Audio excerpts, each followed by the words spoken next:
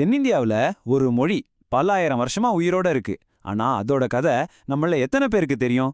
வாங்க, இன்னைக்கு நாம துளு மொழியோட அந்த மறைக்கப்பட்ட வரலாற்றை தேடி போலாம். ரெடியா? ஏன்னா நாம இப்ப நேரடியா 2500 வருஷம் பின்னாடி போக போறோம். ஒரு மொழியோட ஆணி வேற தேடி ஒரு சின்ன பயணம். துளுமொழி இது தென்னிந்தியாவோட திராவிட மொழி குடும்பத்துல இருக்கிற ஒரு ரொம்ப ரொம்ப பழமையான மொழி. நாம நினைக்கிறத விட இதோட வரலாறு ரொம்பவே ஆழமானது. ஆனா இங்க ஒரு ஆச்சரியமான விஷயம் என்னன்னா, இது ஏதோ அழிஞ்சு போன மொழியெல்லாம் கிடையாது. இன்னைக்கும் கிட்டத்தட்ட 20 லட்சம் பேர் இந்த மொழியை பேசிட்டு இருக்காங்க. அப்போ பாருங்க, இது எவ்வளோ ஒரு உயிரோட்டமான மொழின்னு. அப்ப இந்த மொழி எங்கெல்லாம் பேசுறாங்க? முக்கியமா கர்நாடகாவோட உடுப்பி, தக்ஷிண கன்னடா பகுதிகள்லயும், அப்புறம் நம்ம கேரளாவோட காசர்கோடு மாவட்டத்திலயும் தான். இந்த மொத்த ஏரியாவையும் தான் துளுநாடு அப்படின்னு சொல்றாங்க. இது ஏதோ நம்மளா சொல்ற கதை இல்ல. மங்களூரு பல்கலைக்கழகத்தோட ஆய்வு என்ன சொல்லுதுன்னா, இந்த மொழி 2500 வருஷத்துக்கும் மேல பழமையானதா இருக்கலாம்னு சொல்றாங்க. யோசிச்சு பாருங்க, எவ்ளோ பழசுன்னு. சரி, வானே நம்மளோட துப்ப தேடி புராண கதைகளுக்குள்ள போலாம். இந்த நிலம் எப்படி உருவாச்சுன்னு ஒரு கதை இருக்கு, அதை பாப்போமா? ரொம்ப ரொம்ப பழமையான புராணங்கள்ல, அதாவது பிரம்மாண்ட புராணம் மாதிரியான நூல்கள்ல கூட இந்த பகுதியை துளு தேசம் இல்லனா துளுநாடுன்னு பேர் சொல்லி கூப்பிட்டுருக்காங்க. அப்ப பாருங்க, இந்த பேர் எவ்வளவு ஆழமா நம்ம வரலாறோட பதிஞ்சிருக்குன்னு. இந்த துளு நாடு உருவானதுக்கு ஒரு சுவாரஸ்யமான புராண கதை இருக்கு. மகாவிஷ்ணுவோட அவதாரமான பரசுராமர் ஒரு சமயம் கடலுக்கு அடியில மூழ்கி போயிருந்த ஒரு பெரிய நிலப்பரப்ப மீட்க நினைச்சாரு. உடனே தன்னோட கோடரிய வேகமா கடலை நோக்கி வீச கடல் அப்படியே பின்வாங்கிடுச்சான். அப்படி வெளிப்பட்ட நிலம்தான் இந்த துளுநாடுன்னு சொல்றாங்க. ஓகே, புராண கதைகள்லாம் நல்லா இருக்கு. ஆனா நமக்கு ஆதாரம் வேணுமே.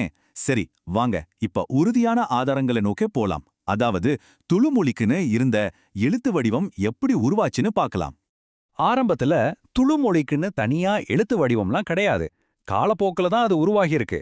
எப்படின்னா, நம்ம தென்னிந்திய மொழிகளுக்கெல்லாம் தாய் எழுத்தான பிராமியிலிருந்து பல்லவர்கள் காலத்துல கிரந்தம்னு ஒரு எழுத்து முறை வந்துச்சு. அதுல இருந்துதான் ஒரு 1000 வருஷத்துக்கு முன்னாடி திகழாரின்னு ஒரு எழுத்து வடிவம் உருவாகி துளுமொழியே எழுத பயன்பட்டுச்சு. இந்த கிரந்த எழுத்து ரொம்பவே முக்கியமான ஒண்ணு. ஏன்னா இது ஒரு பாலம் மாதிரி. எதுக்கும் பழைய பிராமி எழுத்துக்கும் நம்ம துளு, மலையாளம் மாதிரியான புதுசா உருவான மொழிகளோட எழுத்துக்களுக்கும் நடுவுல. இதுக்கான சான்றுகள் தமிழ்நாட்டிலையும் கேரளாலையும் நிறைய கிடைச்சிருக்கு. இதுக்கு பக்காவான சான்றுகள் இன்னைக்கும் இருக்கு. உதாரணத்துக்கு, குலசேகரால இருக்கிற வீரநாராயணர் கோயில்ல திகழாரி எழுத்துல கல்வெட்டுகள் இருக்கு. இன்னொன்னு என்னன்னா, இந்த கிரந்த எழுத்து நம்ம தமிழ் வட்டெழுத்தோட ரொம்ப நெருக்கமான தொடர்புடையது. இதெல்லாம் வச்சு பார்க்கும்போது தென்னிந்திய மொழிகளுக்குள்ள எவ்வளவு ஆழமான வரலாற்று பிணைப்பு இருந்திருக்குன்னு தெரியுது. சரி, எழுத்து வடிவம் பத்தி பார்த்தாச்சு. இதே இல்லாம வேற எங்கெல்லாம் வரலாற்றுல துளு மொழியை பத்தி பதிவு செஞ்சிருக்காங்கன்னு இப்ப பார்க்கலாம் வாங்க. இதுதான் இந்த கதையிலேயே ரொம்ப சுவாரஸ்யமான பகுதி. கிட்டத்தட்ட 2000 வருஷத்துக்கு முன்னாடி நம்ம சங்க இலக்கியத்துல மாமூலனாருங்கிற புலவர் துளுநாடுன்னு இந்த பகுதியை பத்தி பாடியிருக்காரு. அகநானூறுல கூட இங்க இருந்த கலாச்சாரம் பத்தி சொல்லப்பட்டிருக்கு. அதே சமயம் கரெக்டா அதே காலகட்டத்துல கிரேக்கர்கள் அவங்களோட குறிப்புகள்ல இந்த இடத்த தோலோகொயிரான்னு எழுதியிருக்காங்க. பாத்தீங்களா, 2 வெவ்வேறு நாகரிகங்கள் ஒரே இடத்த பத்தி பேசுறத. அதோட நிக்கல, கர்நாடகாவை ஆண்ட ஆலுபா வம்சத்து அரசர்கள் துளுமொழிக்கு பெரிய ஆதரவாளர்களா இருந்திருக்கிறாங்க. இன்னும் சொல்லப்போனா, நம்ம சேர மன்னர் சேரமான் பெருமாள் துளுமொழி மேல இருந்த பற்றால தன்னையே துளுபன் பெருமாள்னு சொல்லிக்கிட்டாரு. ஓகே, இவ்ளோ தூரம் வந்தாச்சு. புராண கதை, கல்வெட்டு, இலக்கியம்னு எல்லாத்தையும் பார்த்துட்டோம். ஆனா எல்லாத்துக்கும் அடிப்படையான ஒரு கேள்வி இருக்கு. அந்த மொழியோட பேருக்கு என்ன அர்த்தம்? ஆமாம், இவ்ளோ சான்றுகள் இருந்தும் துளுங்கிற அந்த சிம்பிளான வார்த்தைக்கு நிஜமான அர்த்தம் என்ன?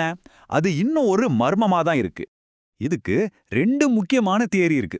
ஒன்னு, பரசுராமர் அந்த நிலத்தை கடல்ல இருந்து வெளியே கொண்டு வந்தாரே, அந்த சக்தி அல்லது வேகத்தை குறிக்கிற வார்த்தை தான் துளுன்னு சொல்றாங்க.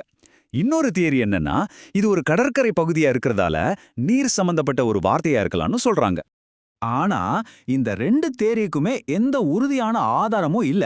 அதனாலதான் பல 1000 வருஷங்கள் கழிச்சும் துளு அப்படிங்கிற அந்த பேரோட உண்மையான அர்த்தம் என்னன்னு கண்டுபிடிக்க முடியாம ஒரு அழகான மர்மமாவே இருக்கு.